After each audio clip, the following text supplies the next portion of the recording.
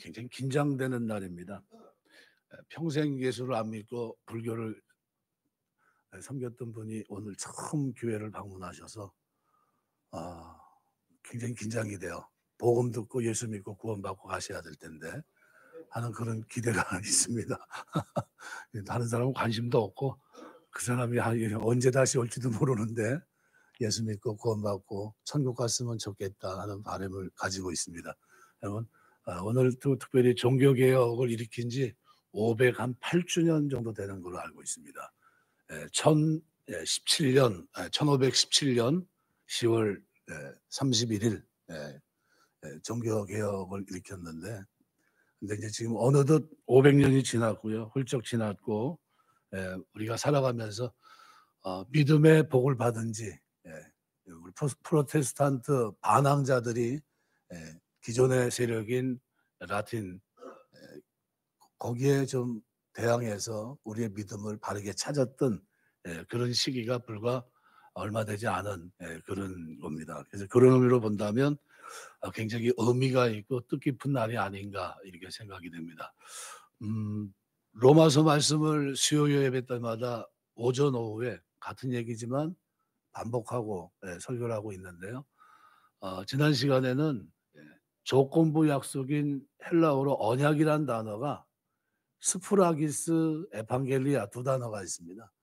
스프라기스라는 단어는 조건부 언약을 말하고요. 에판겔리아라고 하는 것은 조건 약속을 믿었을 때 이루어지는 언약, 유언적인 언약, 이래서 에판겔리아라고 보통 얘기하는데, 예를 들면 창세기 12장 1절에 3절 보면 아브라함이 하나님의 부르심을 받고 말씀을 쫓아갑니다. 이것을 그의 의로 여기시는 장면이 이제 나오는데, 그 조건부 약속, 내가 뭐뭐 하면 뭐뭐 해주겠다 하는 것을 쫓아갔는데 하나님이 그 믿음을 의로 여겨주세요. 언약이죠. 그래서 창세기 15장에 보면 애굽에서부터 큰 강 유브라데까지 내 자손에게 주겠다 약속합니다. 아브라함이 조건부 약속을 믿자 하나님께서는 어떤 일이 있어도 무슨 일이 있어도 이루어지는 일방적인 약속, 에판겔리아, 언약을 그와 맺습니다. 창세기 15장이거든요. 짐승을 쪼개놓고 그 짐승 사이로 불 가운데로 지나가시는 횃불로 지나가셨던 하나님의 모습을 기록하고 있는데요. 그래서 하나님의 은총과 하나님의 언약, 이 에판겔리아 사이에는 인간의 믿음이 존재합니다. 믿는 사람에게 은혜를 주시죠.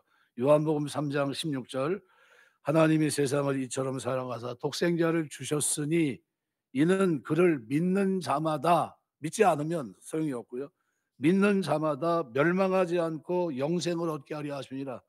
여기 조건 들어 있습니다. 그를 믿는 자마다, 그를 믿으면 이란 조건이죠. 예수님을 믿지 않으면 영생을 얻을 수 없고, 예수님을 믿으면 그 말씀이, 조건부 말씀이 에판겔리아, 언약이 된다는 거예요. 하나님과 맺은 언약, 일방적인 언약, 어떤 일이 있어도 이루어지는 언약이 되게 한다는 거예요. 믿지 않으면 여전히 그대로 있지만 믿으면 하나님의 은혜가 임하고 믿음 자체가 이제 하나님 앞에 복을 얻게 되죠. 그래서 구원받은 사람들은 하나님의 언약이 우리에게 이루어져 갑니다.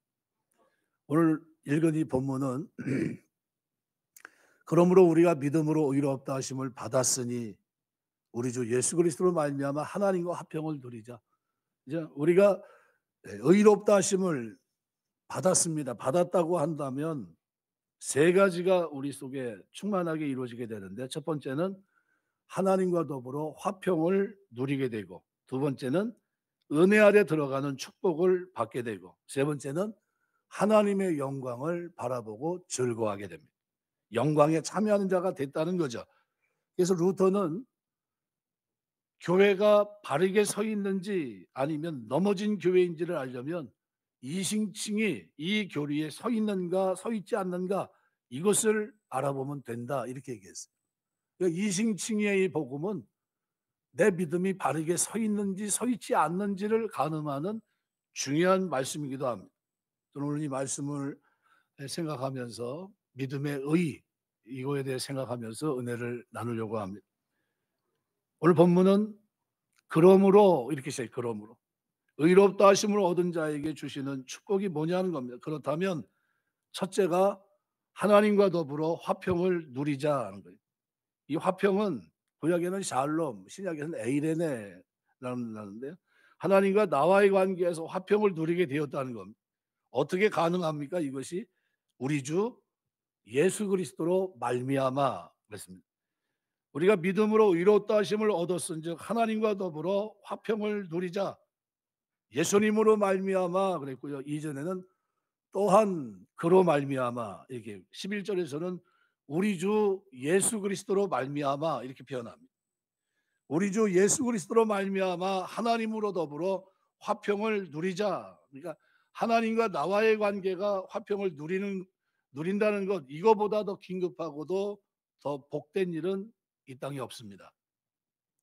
영국의 설교의 황태자 스펄전은 그가 이것저것 부흥회를 인도하면서 가는 곳마다 제일 먼저 꺼낸 메시지가 고린도후서 5장 20절 말씀입니다. 그러므로 우리가 그리스도를 대신하여 사신이 되어 하나님이 우리를 통하여 너희를 권면하시는 것 같이 그리스도를 대신하여 간청하노니 너희는 하나님과 화목하라. 이 메시지를 가는 곳마다 전했습니다. 긴급동의하는 식으로 가장 먼저 이 메시지를 전합니다. 왜냐하면 이것만큼 중요한 것이 없기 때문에 믿음 안에서 누려야 될 첫 번째는 하나님과 화평, 화목이라는 단어, 이 단어는요, 하나님과 한 식탁에 둘러앉은 자가 되었다는 겁니다. 그러면 왜 이런 일이 필요할까요? 지금까지는 하나님과 우리 사이를 갈라놓았던 죄의 문제가 있었기 때문입니다. 이사야 59장 2절 보면 오직 너희 죄악이 너희와 너희 하나님 사이를 갈라놓았고 너희 죄가 그의 얼굴을 가리워서 너희에게서 듣지 않게 하려 함이라. 기도에도 응답이 없고 하나님 앞에 나아갈 수도 없고 뭐 때문에요? 죄 때문에. 근데 하나님과 화목할 수 있는 길이 열렸습니다. 고린도서 5장 19절 보시면 하나님께서 그리스도 안에 계시사 세상을 자기와 화목하게 하시고 그들의 죄를 그들에게 돌리지 아니하시고 화목하게 하는 말씀을 우리에게 부탁하셨다. 그들의 죄를 그들에게 돌리지 않았다. 우리의 죄를, 나의 죄를 우리에게 돌리지 않은 겁니다. 나의 죄를 어떻게 처리했습니까? 고린도서 5장 21절은 5장 21절 이렇게 표현해. 하나님이 죄를 알지도 못하신 이를 우리를 대신하여 죄로 삼으신 것은 우리로 하여금 그 안에서 하나님의 의가 되게 하려 하심이라. 죄를 알지도 못하신 자로 우리를 대신하여 죄를 삼으셨다. 이렇게 해서 하나님과 우리 사이에 가로막혀 있던 죄가 제거되었다는 겁니다. 그래서 고린도서 5장 18절은 모든 것이 하나님께로부터 났으며 이렇게 표현해요. 그가 그리스도로 말미암아 우리를 자기와 화목하게 하시고 또 우리에게 화목하게 하는 직분을 주셨다는 거예요. 이거 가만히 생각해 보세요. 화목을 위해서 어떤 문제가 생겼다면 화목을 무너뜨린 사람, 이 사람이 가해자입니다. 해를 끼친 가해자가 손해배상을 해주고 용서를 구하면 가능한 얘기입니다. 왜요? 문제를 일으켜서 이와 같은 결과를 초래했으니까. 근데 하나님과 인간 사이의 화목을 위해서는 배신당하신 하나님 쪽에서 자기 아들을 화목제물로 내어주시고 우리의 죄값을 대신 지불하게 하신 후에 다 이루었다, 청산되었다 이렇게 얘기하십니다. 그리고 화목하자는 거예요. 피해자 아들을, 하나뿐이 없는 아들을 우리를 위해서 내어주셨어요. 대신 죽게 하셨어요. 피 흘려 주셨고 우리의 죄값을 속량 죄사함 받게 하신 겁니다. 아니, 입장이 다릅니다. 이걸 위해서 하나님이 지불한 대가는 어마어마하죠. 그래서 우리의 죄가 해결됩니다. 고린도서 5장 21절은 우리를 대신하여 죄를 삼으신 것은 우리로 하여금 저희 안에 하나님의 의가 되려 하심이라 그랬습니다. 죄를 알지도 못하신 자로 우리를 대신하여 죄를 삼으신 하나님께서는 의를 알지도 못하는 우리에게 의롭다 하심을 주신 겁니다. 그러므로 우리가 믿음으로 의롭다 하심을 얻었은즉 우리 주 예수 그리스도 말미암아 하나님과 더불어 화평을 누리자 이렇게 말씀합니다. 우리가 예수 믿고 믿음을 가지고 있다면 하나님과 화평을 누리는 이 단계에 들어가야 돼요.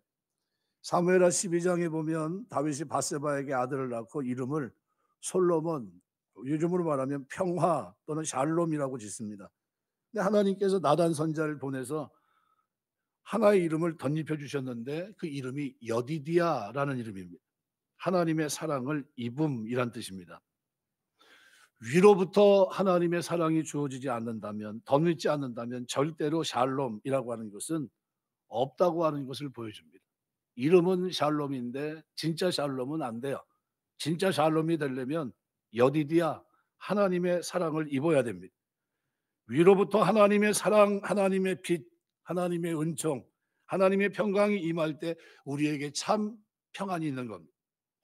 그럼 어떤 사람이 여디디아가 될 수 있습니까?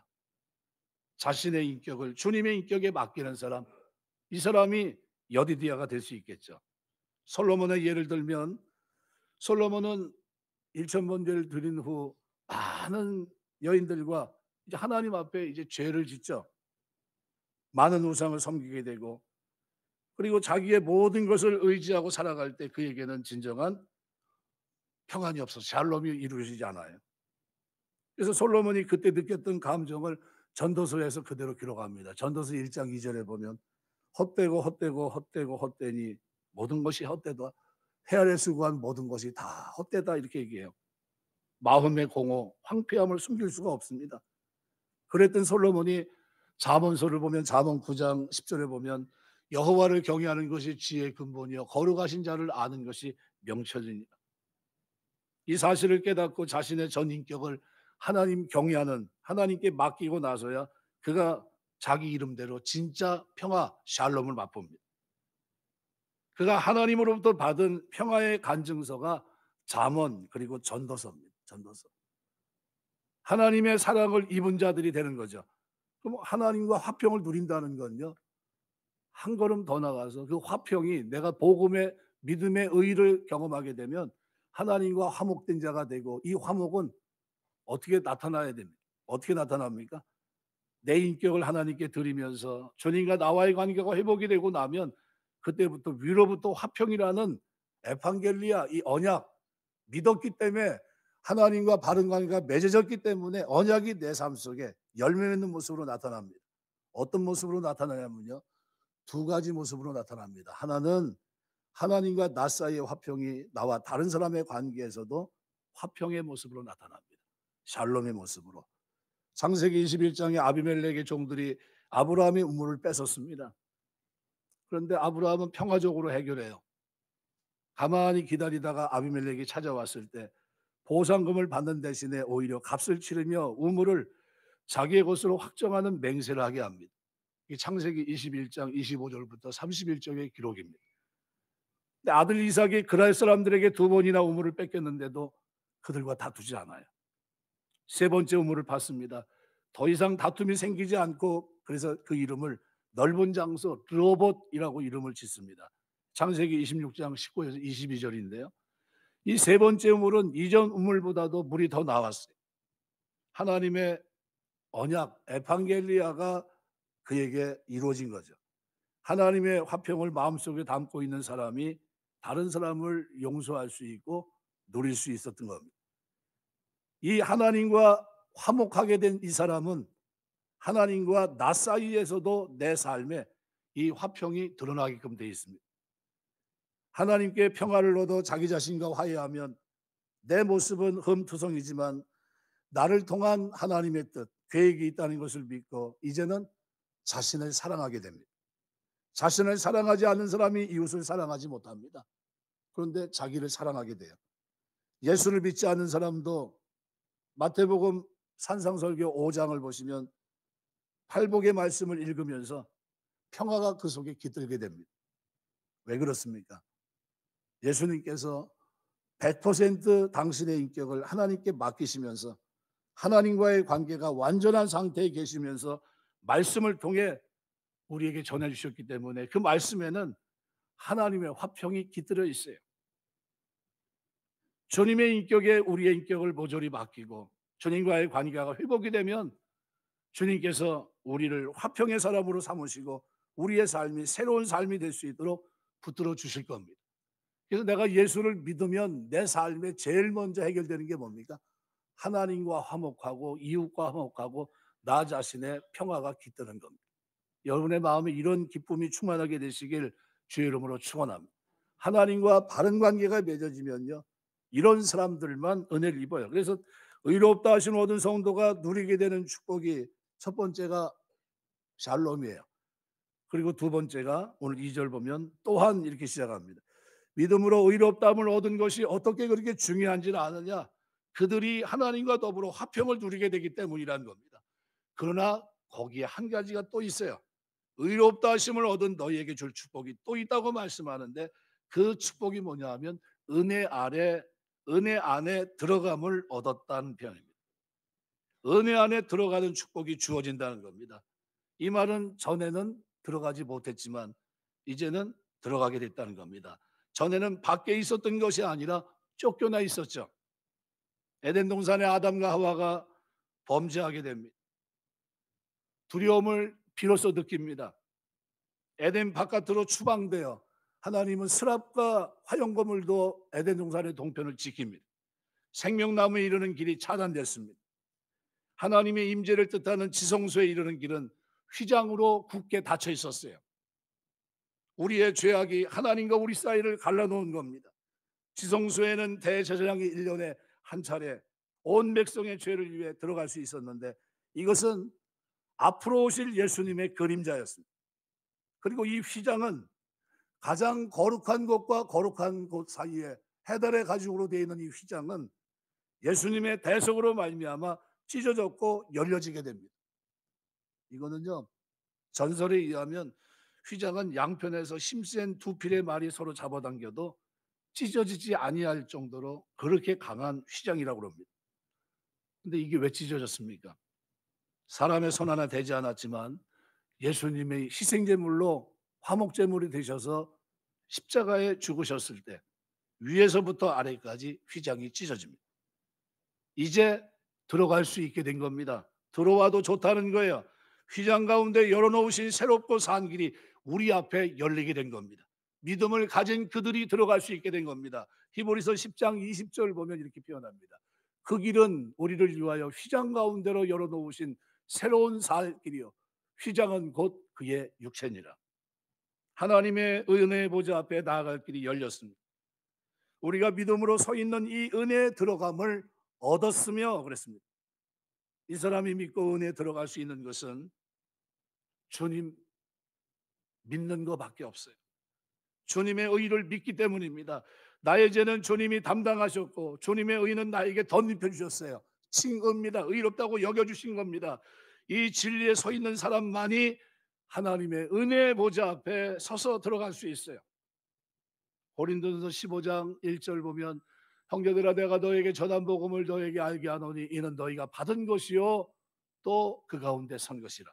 베드로전서 5장 12절에 이렇게 말합니다. 내가 진실로 형제를 아는 실로아노 말미암아 너에게 간단히 서서 권하고 이것이 하나님의 참된 은혜임을 증언하노니 너희는 이 은혜에 굳게 서라. 참된 하나님의 은혜를 증언한다. 너희는 이 은혜에 굳게 서라. 그죠? 이제 어디에 들어가게 된 겁니까? 하나님 앞에 나아가게 된 겁니다. 그래서 히브리서 4장 16절에 히브리 기자는 이렇게 말합니다. 때를 따라 돕는 은혜를 얻기 위하여 은혜의 보좌 앞에 담대히 나아갈 것이니라. 이제 우리가 이 은혜를 누려야 돼요. 우리 교회를 여러분 예배당을 출입하면서 은혜의 보좌 앞에 여러분이 1대1로 하나님을 만날 수 있는 축복이 주어진 겁니다. 예수님의 이름으로 구할 수 있는 길이 열린 겁니다. 대제사장 혼자 하나님 앞에 나아갔던 것이 아니라 여러분이 이제 직접 예수 믿는 여러분이 하나님 예수님의 이름으로 기도할 수 있는 축복이 주어진 겁니다. 예배서 3장 12절 보니까 우리가 그 안에서 그를 믿음으로 말미암아 담대함과 하나님께 당당히 나아감을 얻느니라. 전에 6.25 때 전쟁 중에 피난을 가는데요. 트럭에 군용차에 이제 손을 들었더니 태워주게 됐는데 사람들이 바글바글합니다. 근데 머리에 짐이 있으니까 머리를 이었을 거 아니에요. 이었는데 탔는데 짐을 내려놓으면 되는데 짐을 안 내려놓고서 있어요. 그러니까 앞에 가던 백밀러로 이렇게 보니까 짐을 머리에 이고 있으니까 답답하니까 "아직 짐 좀 내려놓으라고. 불안하게 왜 그러고 있냐."고. 그러면서 인제 옆 사람에게 전달해서 "짐 좀 내려놓으라고 그러라."고. 안 내려놔요. 이게 계속 이고 있는 거예요. 그러니까 가다가 서 가지고 "짐 좀 내려놓으라고. 왜 안 내려놓냐고." 그랬더니 뭐라 그러냐면은 "아이 탄 것도 미안한데 짐까지 내려와서 거지 그럴 수 있냐."고. 그래서 "몸만이라도 이렇게 탔으니 됐으다." 그러면서 이고 있는 거예요.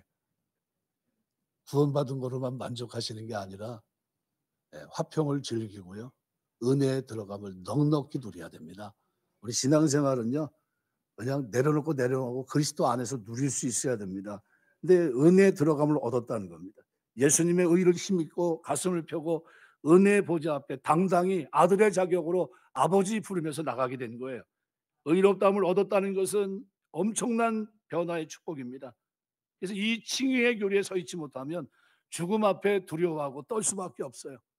나는 아들로서 주님의 부름 앞에 당당히 하나님의 은혜의 보좌 앞에 심판의 보좌가 아니라 은혜의 보좌 앞에 나가는 겁니다. 주님의 의를 힘입어 죽음의 두려움을 내어쫓고 심판날에 담대함을 가지고 사는 사람들은 이 믿음의 의, 이 칭의의 의를 경험한 사람들.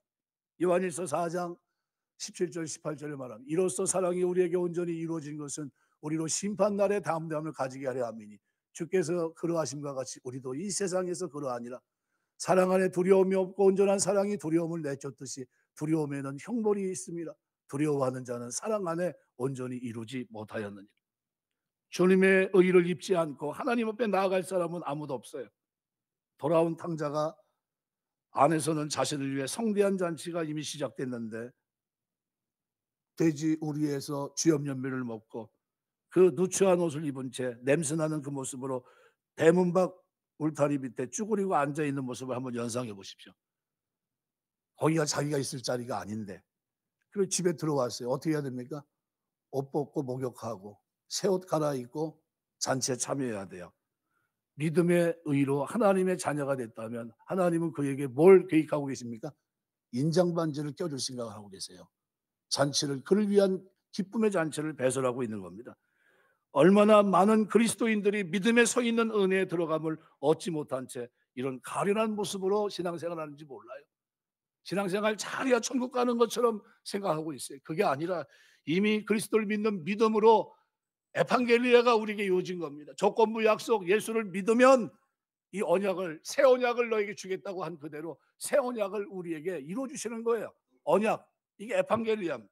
이걸 우리가 믿는다고 한다면 오늘 우리는 은혜에 들어감을 누려야 돼요. 이 들어간다는 말이 프로사고겐이라는 단어인데요. 배가 항구나 정박소에 접근하는 상황을 나타낼 때 쓰는 그런 단어입니다. 그로 말미암아 항구에 정박하게 됐다. 그분을 믿으면 항구에 들어와 닷을 내릴 수 있다는 의미입니다. 평안을 얻는 길을 기쁨을 얻는 길은 안전한 항구에 닷을 내리는 길밖에 없어요. 은혜의 영역 안에 들어가는 겁니다. 은혜 속에 거하면서 은혜의 삶을 살아갈 의무가 우리에게 비로소 주어지게 됐다는 거예요. 은혜라고 하는 카리스라는 단어는요. 여러 용례가 있습니다. 한 5가지 정도 용례가 있는데요. 이것이 여러분이 은혜를 이해하는 데 도움이 될 겁니다. 제일 먼저 누가복음 4장 21절 22절에 보시면 이에 예수께서 그들에게 말씀하시되 이 글이 오늘 너희 귀에 응하였느니라 하시니 그들이 다 그를 증언하고 그 입으로 나오는 바 은혜로운 말을 놀랍게 여겨 이르되 이 사람이 요셉의 아들이 아니야. 은혜로운 말, 은혜로운이란 말은 명사 옥격입니다. 직역하면 은혜의 말씀이 됩니다. 그러니까 주님의 입에서 흘러나오는 말씀 자체가 뭡니까? 은혜라는 거예요. 은혜. 말씀에 눈이 떠지고 말씀이 재미있어지고 말씀이 나와 밀접해지고 말씀이 나를 변화시키고 내 삶이 거룩해지고 경건해지고 이렇게 보여지는 것 이것을 바라보게 됩니다. 말씀을 통해서. 이게 뭡니까? 은혜 안에 거하는 거예요. 은혜 안에. 은혜 받은 사람이라면 말씀이 우리 삶에 들어와 있어야 되고요. 은혜 받은 은혜 안에 거한다는 것은 말씀이 우리 삶을 통해 계속 드러나야 된다는 걸 말합니다. 여러분이 하나님 말씀을 읽을 때 묵상할 때 들을 때마다 하나님 그 말씀이 깨달아지고 그 말씀으로 변화되게 되시길 주의 이름으로 축원합니다. 이게 은혜 속에 거하는 거예요. 또 카리스란 단어는 사랑이란 의미로도 번역이 됐습니다. 누가복음 2장 52절 보면 예수는 지혜와 키가 자라가며 하나님과 사람에게 더욱 사랑스러워 가시더라. 사랑, 이 카리스입니다. 우리가 하나님께 은혜 받았다는 것은 하나님으로부터 사랑을 받았다는 의미입니다.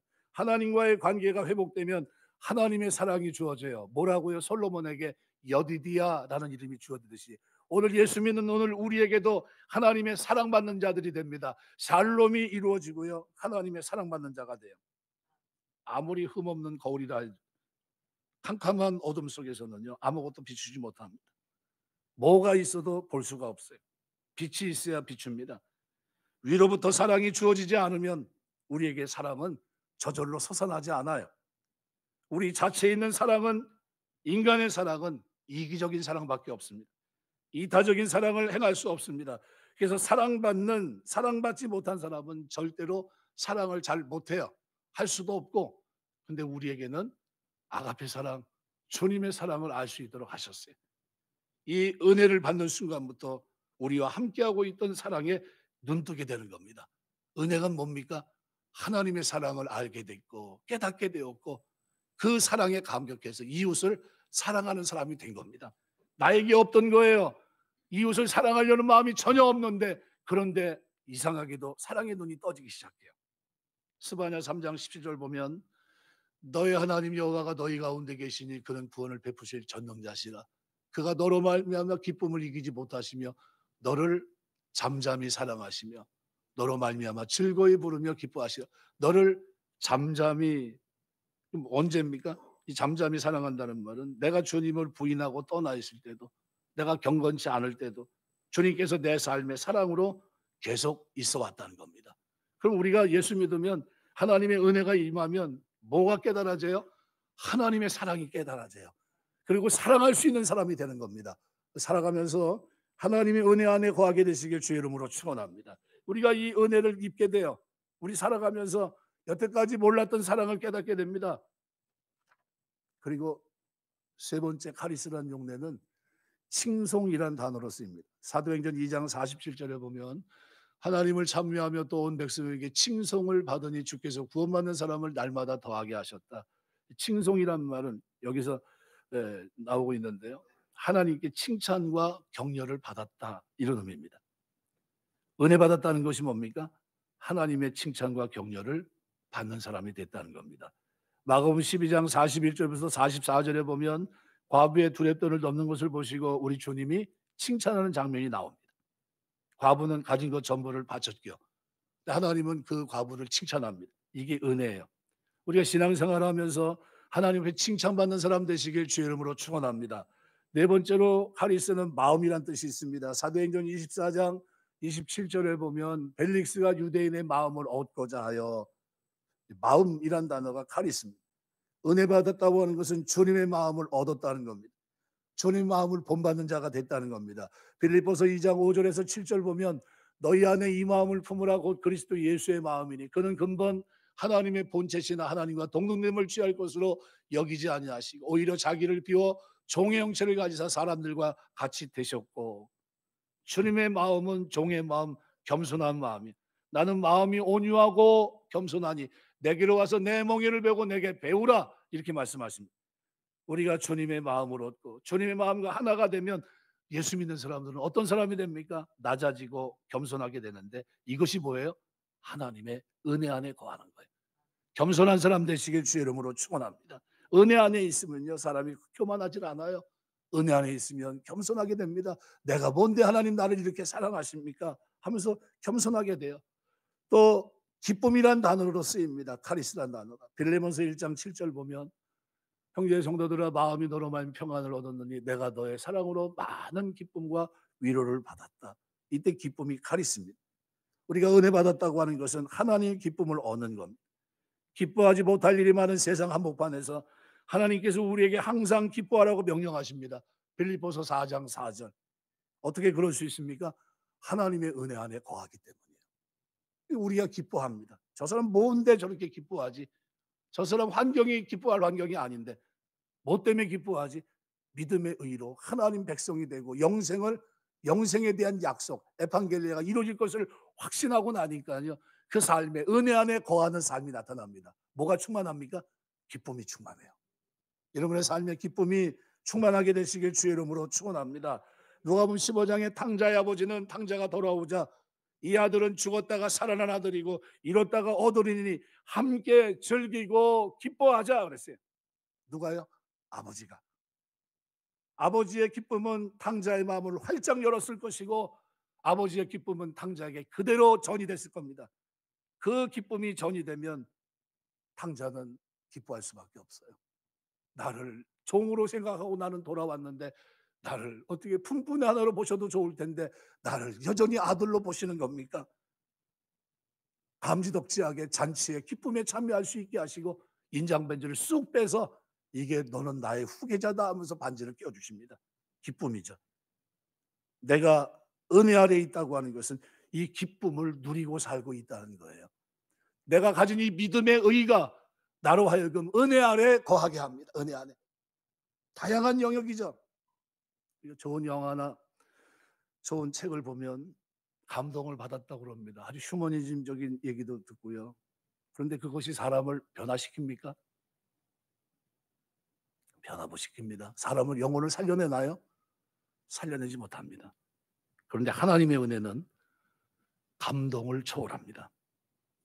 하나님의 말씀을 통해 거듭나게 하시고 하나님의 사랑을 확신하게 하시고 하나님의 격려와 사랑, 위로를 경험하게 하시고 마음의 기쁨이 충만하게 하십니다.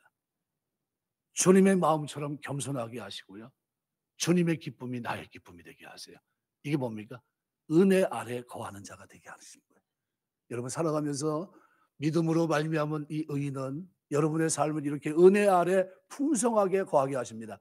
잔치집에 초대받아 가면요. 문 밖에 있어야 됩니까? 문 안에 들어가야 됩니까? 문 안에 들어가야죠. 거기는 잔치가 어떻게 배설돼 있고 음식이 배설된 좋은 사람도 있고요. 좋은 프로그램도 그 속에 다 있어요. 하나님 우리가 예수 믿고 구원받고 하나님의 자녀가 돼서 문만 열고 살짝 들어와 있는 것이 아니라 그 안에 깊숙이 들어와서 하나님과 평화를 누리며 하나님과 화평 샬롬을 누릴 뿐만 아니라 하나님의 사랑을 깨닫고 그 속에서 기뻐하며 주님을 본받는 사람으로 이 땅을 살아내기를 원하십니다. 이게 은혜 아래 거하는 거예요.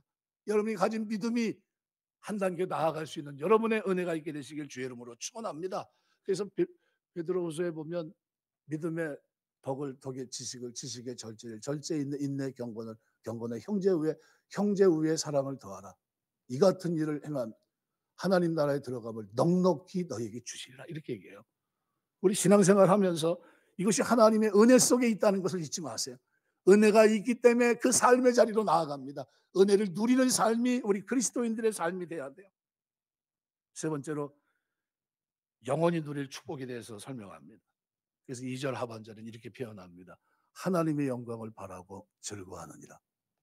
여러분 이 땅에 살면서 하나님 앞에 영광에 참여하는 자가 됐다는 사실을 기억하시고요.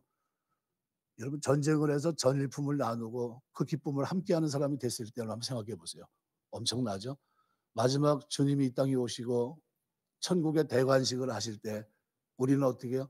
면류관을 쓰게 되겠죠. 승리의 면류관. 주님이 쓴 면류관과 스테파노스 디아데마 두 개의 면류관을 가지고 주님이 쓴 것은 영원한 것이고 우리가 승리자가 쓰는 면류관을 쓰고 월계관을 쓰고 월계관을 들어 주님 앞에 제단에 던지면서 아닙니다. 우리는 이 월계관을 쓸 자격이 없는 사람들입니다. 오직 이것이 다 하나님의 은혜였습니다 하면서 하나님께 영광을 돌리거든요. 근데 놀라운 사실은 우리가 그 영광에 참여하는 자가 됐다는 겁니다. 그것을 바라보고 즐거워하고 있다는 거예요. 뭐 때문에요? 믿음으로. 그 믿음을 우리가 은혜로 믿음으로 구원받은 그 믿음으로 오늘 우리가 이 땅에서 하나님의 영광의 마지막 장면을 바라보고 아멘 주 예수여 어서 오시옵소서 하면서 그것을 기다리고 있더라는 거예요. 로마서 3장 23절 보면 모든 사람이 죄를 범하였음에 하나님의 영광이 이르지 못했다고 그랬습니다. 그런데 믿음으로 의롭다 하심을 얻은 사람들에게는 이 영광에 참여할 소망이 주어진 겁니다. 영광에 이르면 복음 이야기는 끝이에요. 주님이 이 땅에 오시면 복음 이야기는 끝입니다. 영광은 아직 나타나지 않은 채 가려져 있습니다. 그런 부분적으로 나타나는데 사람이 임종을 하면서 하나님의 영광을 바라보는 경우가 있어요. 사도행전 7장 55절 56절 보면 스데반이 성령 충만하여 하늘을 우러러 주목하여 하나님의 영광과 예수의 예수께서 하나님 우편에 서신 것을 보고 말하되 보라 하늘이 열리고 인자가 하나님 우편에 서신 것을 보노라. 부분적으로 본 겁니다. 그죠? 그거보다 나중엔 뭘 볼까요? 예, 영광의 보좌에 앉아 계신 주님을 우리가 보게 될 겁니다. 그게 진짜 영광이겠죠. 그래서 베드로후서 1장 16절 17절에는 변화산의 경험을 했던 예수님과 함께 했던 제자들이 그 장면을 베드로가 설명합니다. 우리 주 예수 그리스도의 능력과 강림하심을 너에게 알게 한 것이 교묘히 만든 이야기를 따른 것이 아니요 우리는 그의 크신 위엄을 친히 본 자라. 지극히 큰 영광 중에서 이러한 소리가 그에게 나기를 이는 내 사랑하는 아들이요 내 기뻐하는 자라. 너희는 그의 말을 들어라. 이렇게 얘기합니다. 그때 그가 하나님 아버지께서 존귀와 영광을 받으셨느니라. 이 장면을 베드로가 잊지 않아요. 변화산의 체험을 그가 잊지 않습니다. 영광 중에 구름이 덮이고 그죠? 얼마나 좋았으면 뭐라고 합니까? 주여 여기가 좁사오니 여기다 초막셋을 짓고 하나는 주를 위하여 하나는 모세를 위하여 하나는 엘리야를 위하여 여기다 초막셋을 짓고 있자고 그랬습니다. 근데 데리고 내려가시죠. 그리고 아직 오지 않는 영광을 위해서 주님은 십자가를 지러 가십니다. 빌립보서 3장 21절 우리의 낮은 몸을 자기의 영광의 몸의 형체와 같이 변케 하실 것이다. 고린도서 3장 18절을 이렇게 말합니다.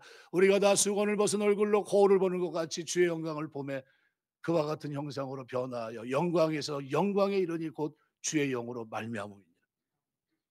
로마서 8장에 황금의 연결고리라고 하는 5고리는 미리 하시고 정하시고 부르시고 의롭다 하시고 영원롭게 하셨느니랍니다.